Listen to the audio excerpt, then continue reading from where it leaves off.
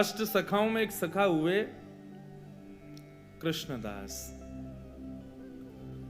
कृष्णदास जी का स्वभाव ऐसा था कि उनके नेत्रों को जो भा जाए तो वो ये नहीं सोचते थे कि ये मुझे भाया है, वो सोचते थे मेरे लाल जी को भा गया है। उनके कानों को कुछ भा जाए स्वर, वो ये नहीं विचार करते थे कि कितना अच्छा है, मुझे बहुत अच्छा लगा, नहीं, मेरे ठाकुर जी को भाया है। हर स्थिति में अपने ठाकुर जी की इच्छा को प्रधानता देते थे।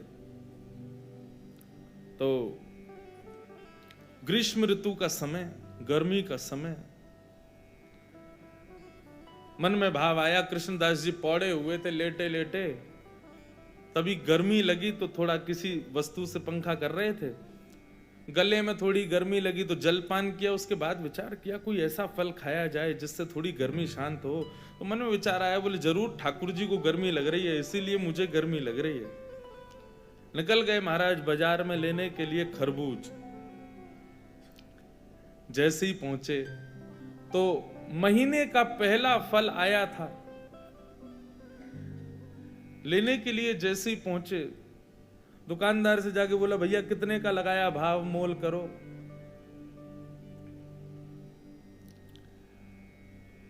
दुकानदार ने जो भी भाव था उसका 1 रुपया 2 रुपया बताया, बोले इतने का है, लो। यहां कृष्णदास जी खरीदने लगे, इतने में ही राजा के सैनिक आ गए। सैनिकों ने आकर कहा, बोले नहीं, महीने का पहला फल है, पहले राजा की सेवा में जाएगा, बाद में किसी मंदिर मठ में जाएगा। कृष्णदास जी बोले यहां तो हमारे लाल जी की नाक कट जाएगी अगर ये फल राजा के यहां गया तो।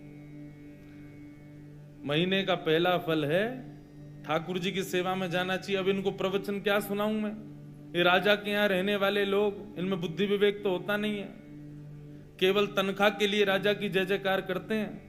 हमारे यहां तनख्वाह थोड़ी देते हैं ठाकुर जी, हम तो फिर भी जय जयकार करते हैं। ये राजा के लोग, इसको क्या समझाऊं मैं। कृष्णदास जी उनको समझाते तो बात बिगड़ जाती। कृष्णदास जी ने बोला भैया देखो, पहले हम आए तो हमको देना चाहिए। दुकानदार बोला पहले आप आए हो, लेकिन अगर इनको नहीं दिया तो ये दंड दे सकते हैं मुझे, राजा के लोग हैं, मैं तो इन्हीं को दूंगा। कृष्णदास जी बोले अगर हम तुमको दुगना रुपया दें तो, 1-2 रुपए की चीज की अगर हम 5 रुपए दें तो भी नहीं दोगे। तो उसका मन थोड़ा लोभ में आ गया। उसने कहा भैया देखो, आप भले ही राजा के यहाँ से, लेकिन राजा सबका भला चाहता है ना, अगर इनकी वजह से मेरे घर की रोटी बढ़िया आ जाए तो फिर मैं इन्हीं को दे देता हूं, ये 4 रुपया दे रहे हैं। राजा के सैनिकों ने कहा हम पे कोई कमी है क्या, हम 10 रुपया देंगे, लाओ अब हमको दो। 10 रुपया बोला तो कृष्णदास जी बोले हम 15 रुपया देंगे। अच्छा एक और बात बताऊं, जेब में लाए 2 ही रुपया थे कृष्णदास जी लेकिन भक्ति में विचार नहीं करना होता ना, यही तो हम सिखा रहे हैं आपको। लाए 2 ही रुपया थे, लेकिन बातें देखो। सैनिक बोले भाई राजा की नाक कटेगी, सुनो 20 रुपया देंगे, फल हमको दो।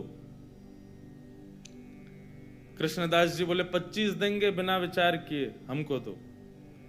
करते करते करते महाराज मोल पहुंच गया 90 रुपए पे। कृष्णदास जी सीधे बोले हम 100 रुपया देंगे, अब तो हमको देना ही पड़ेगा।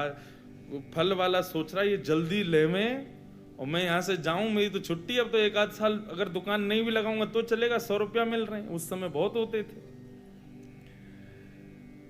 जब 100 रुपए पर अंक पहुंच गया कृष्णदास जी का,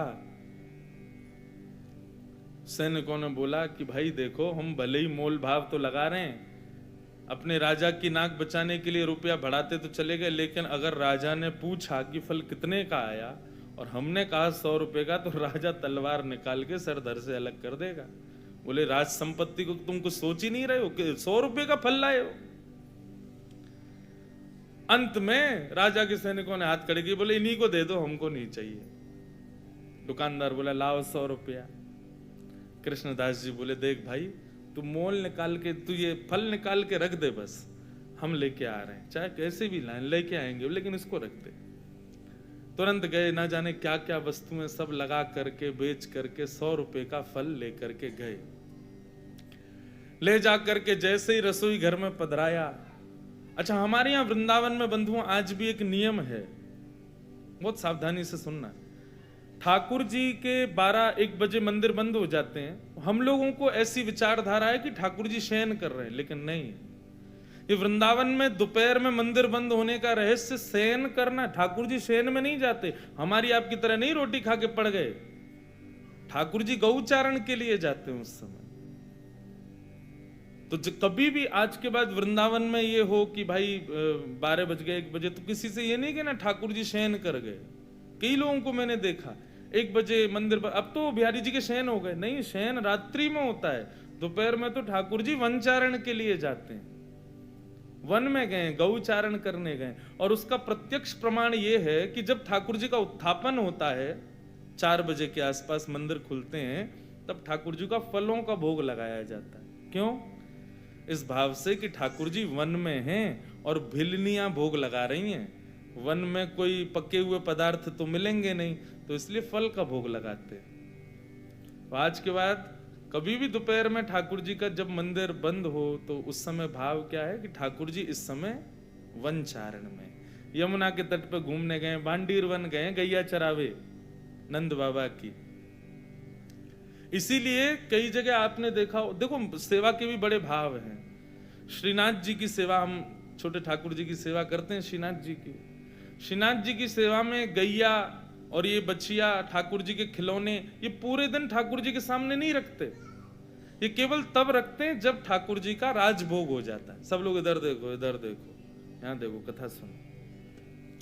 देखो समय 3 ही दिन है आपके पास और मेरे पास भी। कोई कितनों चिल्लावे, आवे जावे, कूद पड़े आपके ऊपर, आप अपनी दृष्टि यहां से मत हटाना। दृष्टि और कान ये दोनों बस यहीं रखना। तो हमारे यहाँ नियम है ब्रज में कि ठाकुर जी के आगे गैया, ठाकुर जी के आगे खिलौने, ठाकुर जी की लकुट वगैरह, ये सब राजभोग के बाद दराई जाती है। क्यों? कि अब ठाकुर जी तैयार हो गए वन में जाने के लिए। तो आज भी नियम से सेवा वैसी चलती है। पूरे दिन गैया आदि नहीं रखते ठाकुर जी के आगे। और फिर हर मंदिर की व्यवस्थाएं अलग हैं। राधा रमन जी की अलग है, राधा वल्लभ जी की अलग है, बिहारी जी की अलग है, श्रीनाथ जी की अलग है, गोविंद देव जी की अलग है। पर सब जगह भाव यही है कि दोपहर में ठाकुर जी गौचारण के लिए जाते हैं। तो कृष्णदास जी दोपहर में फल ले आए, रसोई घर में लाके फल रख दिया। रसोईया जी को बता दिया जाके, बोले हमने जो है वहां रसोई घर में फल रखा है, अभी उत्थापन में ठाकुर जी को खरबूज का ही भोग लगाना।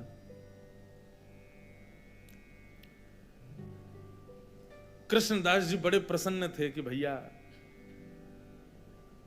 महीने का पहला फल ठाकुर जी की सेवा में आएगा, ठाकुर जी पाएंगे, आनंदित हो जाएंगे।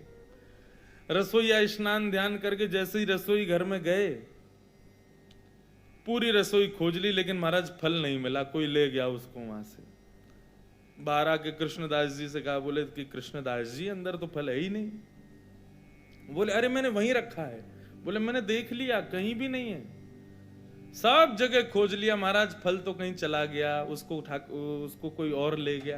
कृष्णदास जी बड़े व्याकुल हो गए। बोले एक तो मैं अपने लाला की नाक बचावे के काजे राजा के सिपाहियन से लड़ झगड़ के लायो, 2 रुपया के फल को 100 रुपया को लेके आयो, कितनी वस्तु बेच के आ गयो। इस बात का दुख नहीं कि इतना महंगा लाया, इस बात का दुख नहीं कि इतना लड़के लाया, इस बात का दुख कि ठाकुर जी उसको पा ना पाए, कोई और ले गया। बड़े दुखित बैठे थे मंदिर के अंदर। उत्थापन का समय अन्य फलों का भोग ठाकुर जी को लगा दिया, लेकिन कृष्णदास जी का मन बड़ा विचलित। पुजारी जी आए, बोले कोई बात नहीं, अब हमने अन्य फलों का भोग लगा दिया है, अब फिर कभी कृष्णदास जी, अब कृष्णदास जी किस किस को बताएं। अच्छा एक और बात बंधुओं, जो बात बात पे ये बताए ना, मैं तो ये करके लाया था, मैं तो इतनी मेहनत से लाया था, समझो उसको इस बात से चिंता नहीं कि ठाकुर जी ने धारण नहीं की, उसको इस बात की चिंता कि मैंने मेहनत की थी। कृष्णदास जी को ये चिंता ही नहीं थी कि मैंने कितना श्रम किया, उनको ये चिंता थी ठाकुर जी ने पाया नहीं। रोते रहे, सब समझाते रहे कृष्णदास जी को।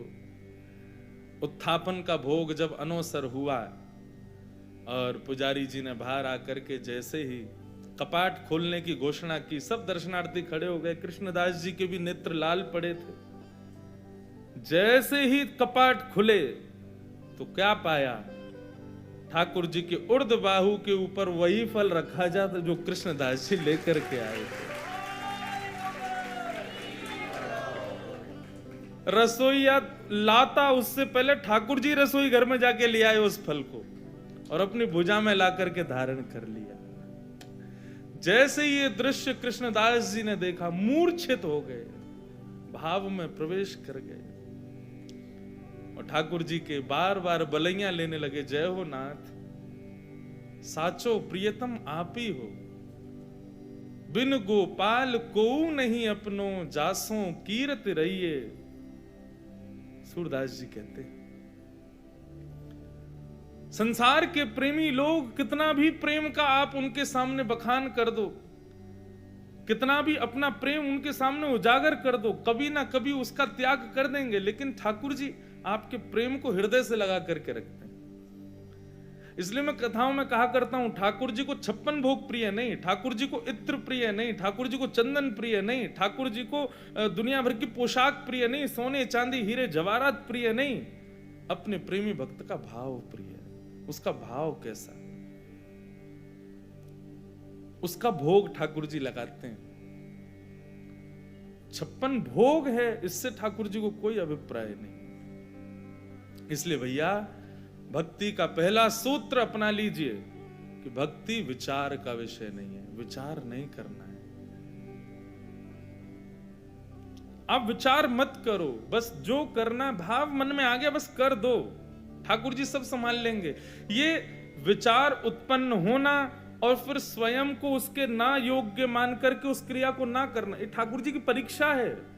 पहले तो आपके हृदय में ऐसा विचार उत्पन्न करा देंगे कि ऐसा ऐसा मुझे उत्सव करना है ठाकुर जी का, और फिर बाद में आप सोचो अरे हम पर धन तो है ही नहीं, हम तो कर ही नहीं पाएंगे।